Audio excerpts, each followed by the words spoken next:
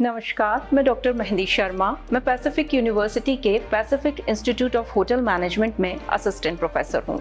मैं वहाँ के बच्चों को टूरिज्म पढ़ाती हूँ। उदयपुर से हूँ, इसलिए उदयपुर को रोज एक नए आयाम पर पहुँचते हुए देखती हूँ। टूरिज्म के क्षेत्र में उदयपुर अपना एक अलग मुकाम रखता है।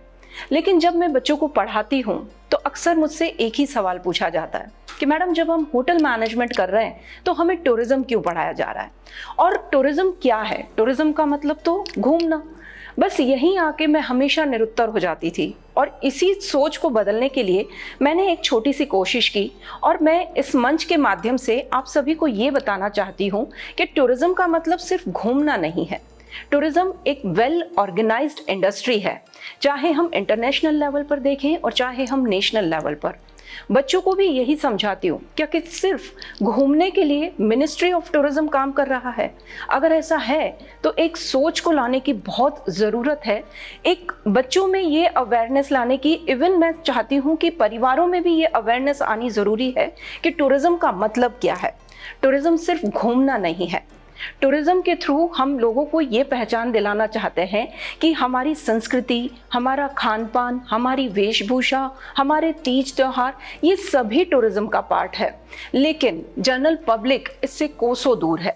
जो लोग टूरिज्म से जुड़े हैं डायरेक्टली या इनडायरेक्टली, वो लोग फिर भी समझते हैं। लेकिन जो बच्चे पढ़ने आते हैं उनके दिमाग में एक ही चीज़ फिट रहती है, या उनके परिवार के लोगों में भी ये चीज़ रहती है कि टूरिज्म का मतलब क्या। होटल मैनेजमेंट का कोर्स कर रहा है मतलब वेटर बनेगा या फिर हाउसकीपिंग करेगा। ज़्यादा से ज़्यादा सोच बदली है शेफ को लेकर कि खाना बनाने को लेकर वो पारंगत होगा, लेकिन ऐसा नहीं है। टूरिज्म के अंदर होटल मैनेजमेंट सिर्फ एक सिंगल कंपोनेंट है। और अगर आप टूरिज्म में आगे अगर अपना भविष्य बनाना चाहते हैं तो आपको स्टेप बाय स्टेप इन चीज़ों को समझना होगा कि ये बहुत बड़ी इंडस्ट्री है। कई बच्चे जो ये कहते हैं कि मैडम इसके अलावा हमें और क्या जॉब्स मिल सकती है, तो मुझे बड़ी ही प्रसन्नता होती है, बड़ी खुशी हो रही है इस चीज़ को आप लोगों तक पहुंचाने के लिए कि अगर आपका बच्चा होटल मैनेजमेंट में ग्रेजुएट करता है, उसके बाद पोस्ट ग्रेजुएशन करता है, उसके बाद अगर वो पीएचडी करता है, तो वो किसी भी कॉलेज के अंदर डॉक्टर लगने के बाद में असिस्टेंट प्रोफेसर लग सकता है। साथ ही साथ वो गवर्नमेंट जॉब्स के लिए भी एप्लीकेबल है, वो गवर्नमेंट जॉब्स के लिए भी अप्लाई कर सकता है।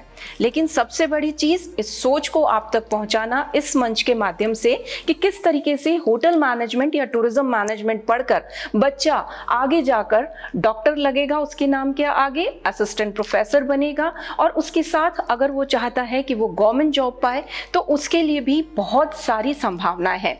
नेक्स्ट एपिसोड में हम इस बारे में बात करेंगे कि किस तरीके से टूरिज्म और होटल मैनेजमेंट पढ़ने के बाद में बच्चों की आगे भविष्य में क्या क्या संभावनाएं हैं, वो किस किस फील्ड में आगे जा सकते हैं। न केवल भारत में बल्कि भारत के बाहर भी बहुत सारी अपॉर्चुनिटीज़ हैं जिसमें बच्चों का एक बहुत ही बेहतर भविष्य बन सकता है।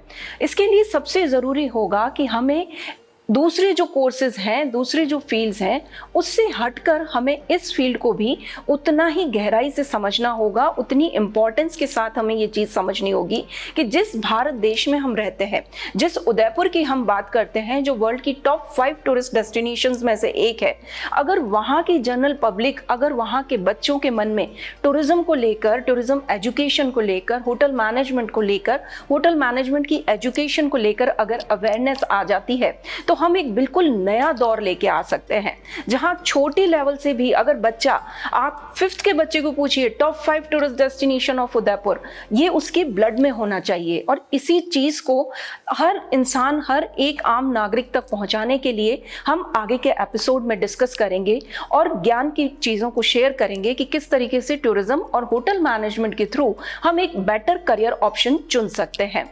और सबसे इम्पॉर्टेंट चीज़ जो मैं आप लोगों को समझाना चाहती हूँ, भारत के हर घर में पर्यटन, भारत के घर घर में पर्यटन, जब तक ये भावना नहीं आएगी हम सब में, तब तक हम अगर कहें तो सिर्फ हम नीति बनाते रहेंगे, लोग घूमना समझते रहेंगे और वो अवेयरनेस नहीं आएगी। तो अवेयरनेस लाने के लिए सबसे ज़रूरी है आप टूरिज़्म को समझें, टूरिज़्म को पढ़ें और उसके बाद बच्चों के अच्छे भविष्य के लिए उन्हें प्रेरित करें। जय हिंद, जय भारत।